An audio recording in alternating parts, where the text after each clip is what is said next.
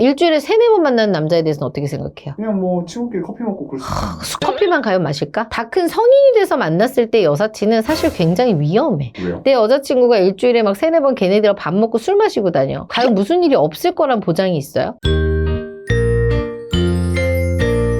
대표님, 네? 결혼이 어렵잖아요. 엄청 어렵죠. 근데 참 이혼은 요즘 쉬워지고 있잖아요. 진짜 쉽죠. 예전에는 결혼이 쉬운데 이혼이 어려웠거든요. 뭔가 사회적인 인식도 있고. 맞아요. 왜 이혼이 갑자기 이렇게 늘어난다고 생각을 하세요? 저는 솔직히 말해서 여자분들이 아무래도 경제력이 있다 보니까 예전에 엄마들은 그런 게 좀 더 없었잖아요. 참고 살았는데 이제 참지 않는 거죠. 맞잖아요. 딱 현실적인 대답. 그래도 어쨌든 이혼은 안 하는 게 좋다고 하잖아요. 아 그럼요. 근데 어쩔 수 없이 이혼을 꼭 해야 되는 경우가 있을 것 같거든요. 있죠. 꼭 사람 잘못 만나면 뭘 해도 이혼할 수밖에 없는. 뭐 이렇게 심하게 얘기를 한다고 하면 인간 같지 않기 때문에 상종하지 말아야 될 그런 부류들의 사람들이 있잖아. 인간 이하의 사람들. 이런 사람들은 본인의 정신 건강, 인생 건강을 위해서도 당장 헤어져야죠. 그럼 대표님이 보셨을 때 대표님은 남자가 아니시니까 네. 여자의 기준에서 이런 남자랑 결혼하면 진짜 100% 이혼할 확률이 높다. 그런 남자들 유형이 있을까요? 있습니다. 가장 첫 번째는 술이에요. 근데 대표님 사회생활 하다 보면 술은 마실 수 있어요. 아, 당연히 마실 수 있죠. 저도 마셔요. 근데 그 정도의 술이 아니라 술의 수치를 완전 넘어선 중독성의 술을 얘기하는 거예요. 사회생활을 못할 만큼 매일 술을 먹는 거야. 그래서 회사도 못 나갈 만큼, 가장으로서 가장의 역할을 못할 만큼. 이거는 제 지인의 또 얘기인데요. 술을 그냥 밥 먹을 때 계속 먹는 거야. 그냥 하루에 2병을 먹고 자요. 그냥 그렇게 먹다 보니까 완전 알코올 중독이 돼서 사회생활을 못하게 되는 거죠. 술 때문에? 그렇죠. 그렇게 되다 보니까 직장을 잃게 되고. 이거는 진짜 제 주변에 가까운 지인 얘기거든요. 그래서 저는 그분과 결혼한 여자분이 생계를 위해서 일을 하고 계시거든요. 너무 힘들어 보여. 구제불능이야. 이건 어떻게 뭘 할 수가 없더라고요. 아니 그러면 그 전에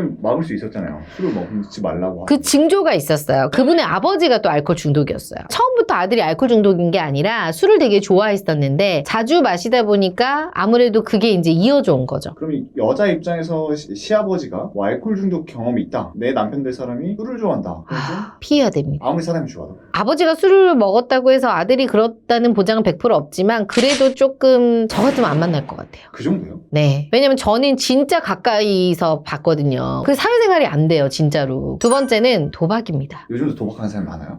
은근히 많습니다. 제 주변에 이것도 지인 얘기인데 남자분이 스포츠 땡땡이라는 도박에 빠져 있어요. 그래서 일을 하면 거기다 다 퍼붓는 거야. 아 진짜로? 네. 미쳐요, 미쳐 거기에. 처음에는 뭐 재미로 했는데 이게 삶의 일부가 돼버리니까 빚이 지고 이제 그렇다 보니까 가족한테 또 빌리게 되고 그러다가 또 여자까지 또 도박에 물들게 되고. 네? 남편이 도박에 중독이 됐어. 네. 아내가 말리지 않고 여자까지 같이 이제 중독이 돼버리는 거죠. 이거 진짜 싫어해요. 어떻게 하다 그렇게 된 거예요? 뭐 왜 그러겠어요. 옆에서 말리다 보니까 또 자연스럽게 스며들지 않았겠어요. 뭐 매 사람이 심리가 처음에는 말리다가 호기심에 하게 되고 또 호기심에 하다 보면 또 재미가 돼서 못된 거는 또 더 빨리 그 익숙해지고 배우고 싶잖아요. 그러다 보니까 이제 둘 다 중독이 된 거죠. 그런데 현실적으로 우리가 결혼하기 전에 네. 이 남자 도박에 중독이 된지 확인할 수 있는 방법이 거의 없잖아요. 진짜 숨기면 모르거든요. 이거는 모르는 것 같아. 진짜 도박은. 또 저의 아는 지인의 지인은 남자분이 일반 회사원인데 스트레스를 풀 겸 이제 도박을 어떻게 시작을 한 거야. 근데 그게 이제 완전히 중독이 돼서 빚이 이만큼 진 거죠. 근데 가정까지 있었어요. 아이까지 있는데 어느 날 이제 자살을 했다라는 충격적인 소식까지 듣게 됐어요. 어찌됐건 이런 남자는 피해야 되잖아요. 무조건 피해야죠. 근데 숨기면 당한 채로 결혼할 수밖에 없잖아요. 당한 채로 결혼할 수밖에 없죠. 근데 맞아요. 그거를 결혼해서 알게 됐어? 근데 저 같으면은 도박하고 술에 찌든 사람은 절대 안 변하거든요. 그냥 저는 헤어지는 게 나을 것 같아요. 왜냐면 저는 그 주변 지인들을 보면서 저렇게 둘이 왜 살까? 그냥 차라리 혼자 떨어져서 살지. 이혼하지 이 생각을 했거든요. 그런 게 있다고 하면 저는 바로 이혼입니다. 세 번째는 뭐가 있어요, 그러면?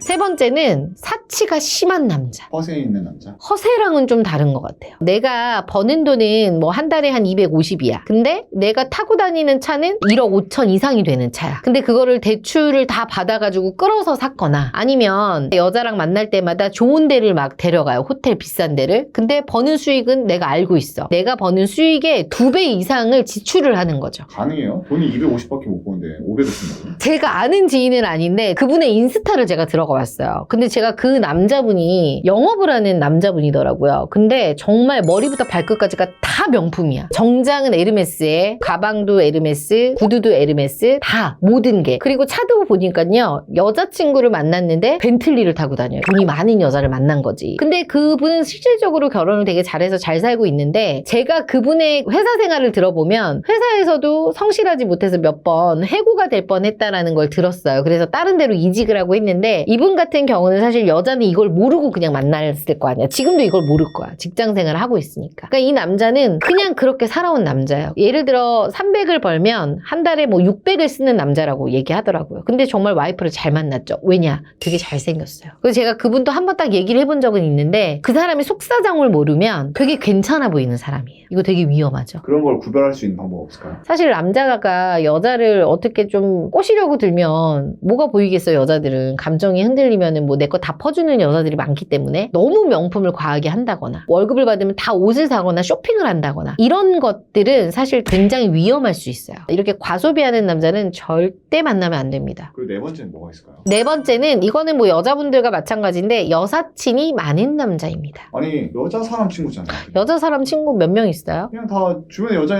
애들은 다 여자 사람 친구 아닌가요? 그러니까 몇 명 있어요? 한 5명? 5명? 그 친구들하고 얼마 정도 만나요? 일주일에 3-4번 만나요? 한 일주일에 한 번 정도? 일주일에 3-4번 만나는 남자에 대해서는 어떻게 생각해요? 그냥 뭐 친구끼리 커피 먹고 그럴 수 있잖아요. 커피만 가요 마실까? 술도 마실 수 있잖아. 근데 여사친이라는 개념이 어렸을 때나 진짜 내가 뭐 유치원 때 이런 친구 아니고서는 다 큰 성인이 돼서 만났을 때 여사친은 사실 굉장히 위험해. 왜요? 내가 만약에 여자친구가 있어. 근데 남사친이 있대. 근데 어렸을 적 친구여도 솔직히 그게 꺼림직한데 내 여자친구가 일주일에 막 3-4번 걔네들하고 밥 먹고 술 마시고 다녀. 과연 무슨 일이 없을 거란 보장이 있어요? 찜찜하지 않아요? 그런 입장에서 결혼할 남자로 주변에 여사친이 많다라는 거는 저는 반대입니다. 정말. 언제든지 터질지 모르는 리스크가 있으니까. 그렇죠. 그리고 여사친이 있다고 하더라도 만약에 나랑 결혼할 사람이면 정리해야 되지 않을까요? 뭐 1년에 한 번 행사 있을 때만, 뭐 친구들 결혼식일 때만 이렇게 만나야 되는데 나하고 교제하고 내가 결혼할 남자인데 같이 만나는 건 상관없겠다. 근데 매번 굉장히 많이 만나는 거나 아니면 만나서 술을 마신다거나 이런 건 안 되는 것 같아요. 일적으로 엮이지 않은 이상. 근데 대부분 남자들이 이렇게 여자친구나 아내가 그렇게 말하면 아니 난 당당하다. 당당하겠지.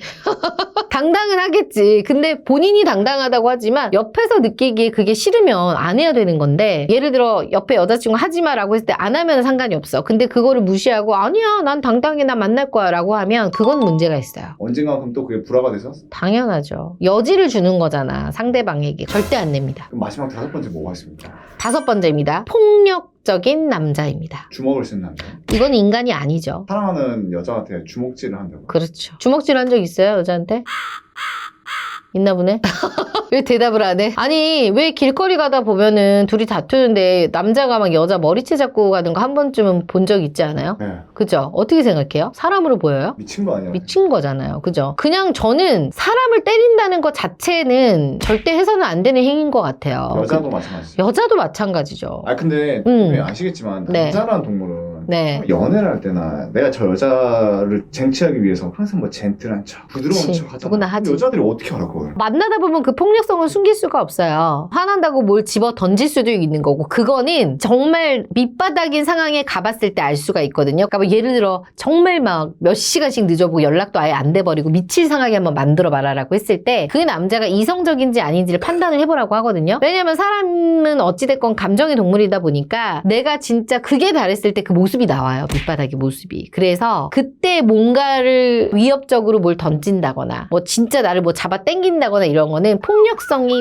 반드시 있을 남자예요. 차라리 뭔가 내가 너무 화가 났을 때 남자가 얘기를 하고 그냥 어디로 숨어버리는 게 난 더 나은 것 같아. 나 잠깐 생각할 시간 줘 이렇게 하고 부부싸움 하다가도 그냥 나가버리는 남자가 있는가 하면 너 지금 말 다 했어 하면서 막 던지고 또 이런 남자들도 있잖아요. 뭐 저도 요새 막 유튜브 보면은 폭력적인 남자들 되게 많이 보거든요. 폭력성도 절대 바꿀 수 없습니다. 내 남자가 폭력적인 걸 알아볼 수 있는 가장 꿀팁은 운전할 때예요. 왜요? 운전할 때 보면 진짜 별의별 상황에 변수가 많잖아요. 앞에서 끼어든다거나 이럴 때. 운전하는 것만 봐도 앞에 사람이 어떤 성격인지 알 수 있지 않아요? 끼어드는 것만 봐도. 그런 것처럼 이 사람이 운전을 하다 보면 정말 나도 모르게 욕이 나올 수도 있는 거고 정말 감정 주체가 안 돼서 어떠한 뭐 행위를 할 수도 있는 거거든요. 예전에 제 친구 남자친구는 너무 이거를 참다 못해서 그 남자까지 쫓아가가지고 문 열고 막 두드리고 이랬다고 하더라고. 그거 보고 헤어진 친구가 있거든요. 그게 언젠가 나한테 돌아올 수 있어요. 돌아올 수 있죠. 그 친구가 되게 현명했던 거지. 그래서 운전할 때 이거는 알아볼 수 있어요. 그리고 또 하나 꿀팁은 이거예요. 왜 식당 가서도 되게 하대하듯이 부리는 사람들이 있어요. 예를 들어 식당에 갔는데 뭐 음식 먹다 보면 머리카락이 나오고 이럴 수 있잖아요. 근데 그럴 때 뭐 정중하게 얘기하는 남자가 있는가 하면 그런 상황에 야 이거 뭐야 이러면서 그릇을 뭐 이렇게 친다거나 던진다거나 저는 이런 남자들도 식당에서 한번 본 적이 있거든요. 그런 분들은 100% 폭력성이 정말 내재되어 있는 분들입니다. 왜요? 아니 그 음식 들어갈 수 있어. 그렇다고 모든 사람이 뭐 이걸 치면서 얘기하진 않잖아요. 친다는 것 자체가 폭력성이 있다는 거 아닐까요? 생각해보면 그럴 수도 있겠네. 결혼했을 때 이제 음식을 내가 해주면 그게 나한테도 올 수 있잖아. 그렇지. 그래서 어딘가를 갔을 때 그 사람이 하는 것들을 보면 그거를 좀 알 수 있어요. 근데 그거를 이제 유심히 봐야겠죠. 아무렇지도 않게 생각하면 안 되고.